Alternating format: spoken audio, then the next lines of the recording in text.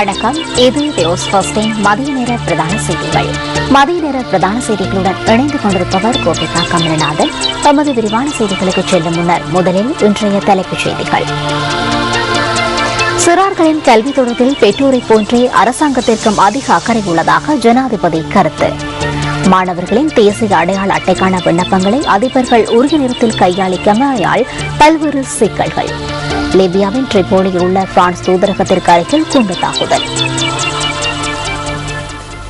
இனி விரிவான செய்திகள்.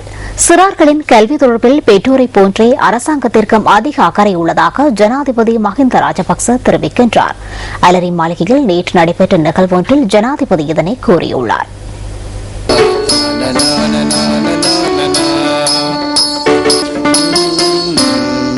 18 பீடங்களைச் சேர்ந்த 2460 டிப்ளோமாதாரிகளுக்கு நியமன கடிதங்களை வழங்குவதற்காக இந்த வைபவம் ஏற்பாடு செய்யப்பட்டிருந்தது. HKWPH சுபாஷ்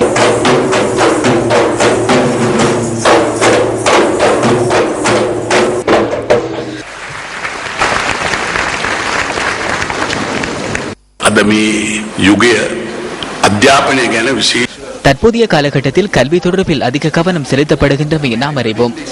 பிறப்பதற்கு முன்னரே பிள்ளைகளை பாடசாலைக்கு சேர்ப்பது தொடர்பில் பெற்றோர் சிந்திக்கின்றனர். சில சந்தர்ப்பங்களில் திருமணம் நடைபெற்ற நாளில் பிள்ளையை எந்த பாடசாலையில் சேர்ப்பது எனவும் பேசுகின்றனர். அதற்கான ஆவணங்களை அன்றிலிருந்து சேகரிக்கின்றனர். இந்த விடயங்களின் மூலம் தமது பிள்ளைகளுக்கு சிறந்த கல்வியை வழங்குவதற்கு பெற்றோர்கள் ஆர்வம் காட்டுகின்றமை தெளிவாக புலப்படுகிறது. பெற்றோர்களுக்கு மாத்திரமின்றி அரசாங்கத்திற்கும் இவ்வாறு ஆர்வம் காணப்படுகிறது. முன்னைய அரசாங்கத்திடம் காணப்படாத ஆர்வம் தற்போதைய அரசாங்கத்துக்கு உள்ளது என நான் கூறிக்கொள்கிறேன். රජයන්ට නොතිබුණු උනන්දුවක් වර්තමාන රජයට තියෙනවයි කියලා මම ඔබට පැහැදිලි කරන්න ඕන.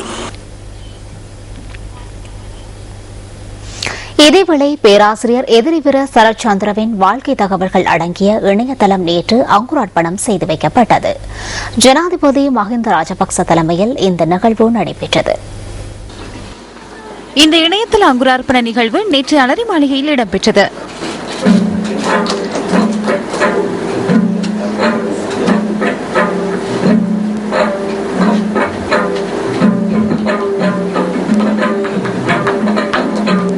பேராசிரியர் எதிரிவீர சரத்சந்திரவின் ஆக்கங்கள் மற்றும் வாழ்க்கை தகவல்கள் இந்த இணையதளத்தில் உள்ளடக்கப்பட்டுள்ளன.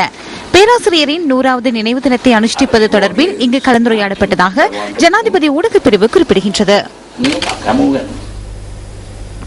பாடசாலை மாணவர்களின் தேசிய அடையாள அட்டைக்கான விண்ணப்பங்களை அதிபர்கள் உரிய நேரத்தில் கையளிக்காத காரணத்தினால் பல்வேறு சிக்கல்கள் ஏற்பட்டுள்ளதாக ஆட்பதிவு திணைக்களம் தெரிவித்துள்ளது. இதுவரை 7000 மாணவர்களை தேசிய அடையாள அட்டைக்கு விண்ணப்பித்துள்ளதாக திணைக்களத்தின் ஆணையாளர் நாயகம் RMS சரத்குமார் தெரிவித்துள்ளார். ஆயினும் இம்முறை கல்வி பொதுத்தராதர சாதாரண தர பரீட்சைக்கு 4 லட்சத்துக்கும் அதிகமான மாணவர்கள் தோற்றுள்ளதாக அவர் கூறினார். இதன் காரணமாக இம்மாதம் 31ஆம் தேதிக்கு முன்னர் தாமதிக்காது மாணவர்களை தேசிய அடையாள அட்டைக்கு விண்ணப்பிக்குமாறு அவர் கோரிக்கை விடுத்துள்ளார். விண்ணப்பங்களை உரிய நேரத்தில் சமர்ப்பிக்காவிடின் 2 தரப்பினருக்கும் பிரச்சினைகள் ஏற்படும் என ஆட்பதிவு திணைக்களம் தெரிவிக்கின்றது. பாதுகை மற்றும் முகத்துவாரம் ஆகிய பகுதிகளில் நேற்றைய தினம் 2 சடலங்கள் மீட்கப்பட்டுள்ளன. பாதுகை மவதகம பகுதியில் வீடொன்றிலிருந்து கண்டுபிடிக்கப்பட்ட சடலம் தொடர்பில் போலீசார் விசாரணைகளை ஆரம்பித்துள்ளனர். 65 வயது மதிக்கத்தக்க பெண்ணொருவரின் சடலமே இவ்வாறு மீட்கப்பட்டுள்ளது. குறித்த வீட்டிற்குள் திருடர்கள் நுழைந்தமைக்கான அடையாளங்கள் காணப்படுவதாகவும் போலீசார் தெரிவிக்கின்றனர்.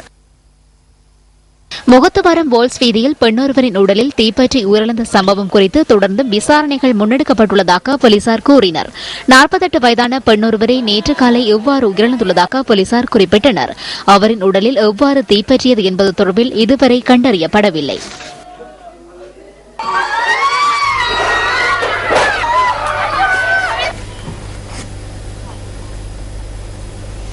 அதுர்கிரிய கோட்டை மற்றும் கொடகம புறக்கோட்டை ஆகிய பஸ் மார்க்கங்களில் சேவையில் ஈடுபடும் தனியார் பஸ் ஊழியர்கள் பணி பகிஷ்கரிப்பில் ஈடுபட்டுள்ளனர். 170 மற்றும் 190 மற்றும் இலக்க பஸ் மார்க்கங்களில் சேவையில் ஈடுபடும் பஸ் ஊழியர்களே இந்த பணி பகிஷ்கரிப்பை முன்னெடுத்துள்ளனர். 170 இலக்க பஸ் மார்க்கத்தின் பஸ் ஊழியர் ஒருவர் இனந்தெரியாத சிலரினால் தாக்கப்பட்டமைக்கு எதிர்ப்பு தெரிவித்து இந்த நடவடிக்கை மேற்கொள்ளப்படுவதாக இலங்கை தனியார் பஸ் உரிமையாளர்கள் சங்கத்தின் தலைவர் கெமுனு விஜயரத்ன தெரிவித்தார். பலத்த காயங்களுக்கு உள்ளான அவர் ஹோமகம வைத்தியசாலையில் சிகிச்சை பெற்று வருவதாக அவர் கூறினார். இந்த சம்பவம் தொடர்பில் உரிய நடவடிக்கை எடுக்கப்படும் வரை தமது பணி பகிஷ்கரிப்பு தொடரும் என கெமுனு விஜயரத்ன குறிப்பிடுகின்றார். சம்பவம் தொடர்பில் சந்தேகத்தின் பேரில் இருவர் கைது செய்யப்பட்டுள்ளதாக அத்துர்கிரிய போலீசார் தெரிவித்துள்ளனர்.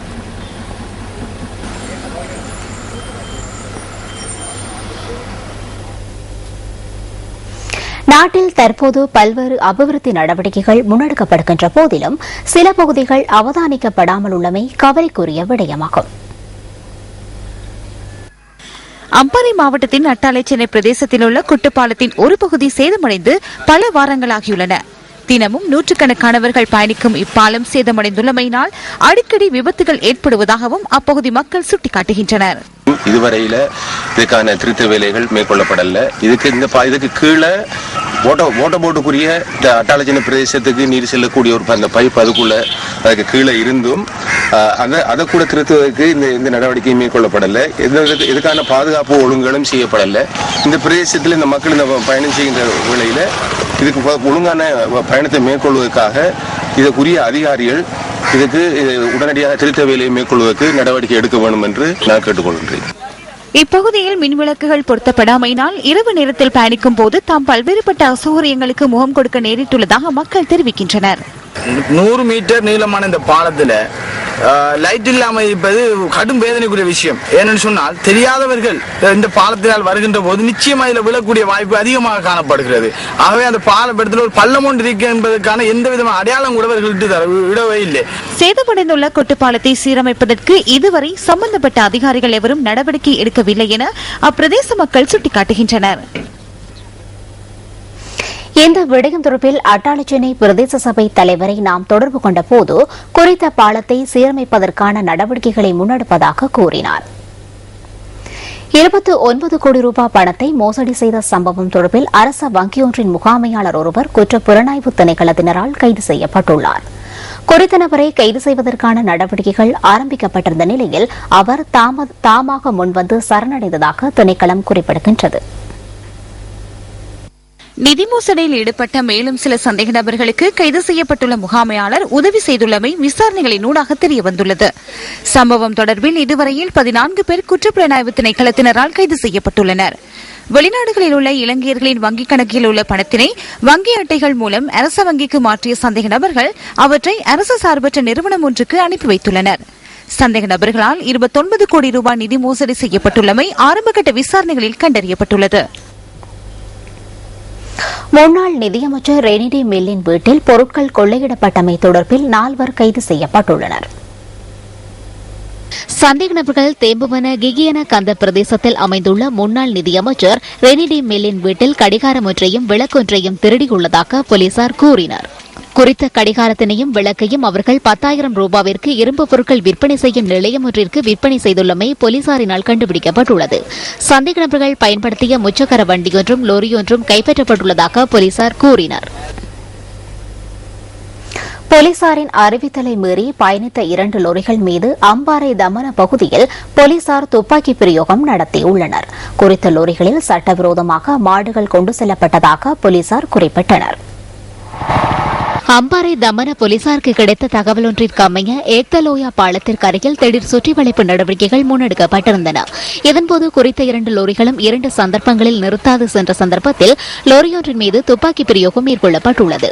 இதன்போது போலீசார் 2 சந்தேக நபர்களை கைது செய்துள்ளனர். பின்னர் மற்றொரு லோரி போலீசாரின் அறிவித்தலை மீறி பயணித்துள்ளதுடன் அதனை பின்தொடர்ந்து சென்ற போலீசார் அதனை கைப்பற்றியுள்ளனர். இதன்போது மற்றொரு சந்தேக நபரும் கைது செய்யப்பட்டுள்ளார். சந்தேக நபர்கள் வெள்ளவாயவில் இருந்து அக்கரைப்பற்று நோக்கி 18 மாடுகளை கொண்டு சென்றுள்ளதாக போலீசார் தெரிவித்தனர். சந்தேக நபர்களுக்கு எதிராக சட்ட நடவடிக்கை எடுக்கப்பட உள்ளது.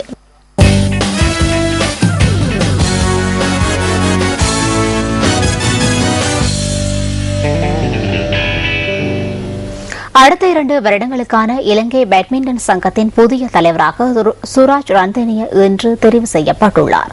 செயலாளராக மேஜர் சம்பத் பீரிஸ் தெரிவாகியுள்ளார். இன்று காலை பேட்மிண்டன் சங்க தலைமையகத்தில் நடைபெற்ற பேட்மிண்டன் தேர்தல் மிகவும் போட்டித்தன்மையுடன் காணப்பட்டது. 11 பதவிகளுக்காக 34 வேட்பாளர்கள் இம்முறை போட்டியிட்டனர். பேட்மிண்டன் சங்கத்தின் உபதலைவர் பதவிக்கு 6 பேர் தெரிவு செய்யப்பட்டுள்ளனர். கிங்ஸ்லே குக் AM ಏಕನಾಯಕ பராக்கிரம பஸ்நாயக்க பாலித ஹெட்டியாராச்சி சாமர அழுத்கே உதய வீரகோன் ஆகியோர் உப தலைவர்களாக தெரிவாகியுள்ளனர். செயலாளராக மேஜர் சம்பத் பீரிஸ் மற்றும் பொருளாளராக திலிப வீரசிங் ஆகியோர் தெரிவு செய்யப்பட்டுள்ளனர்.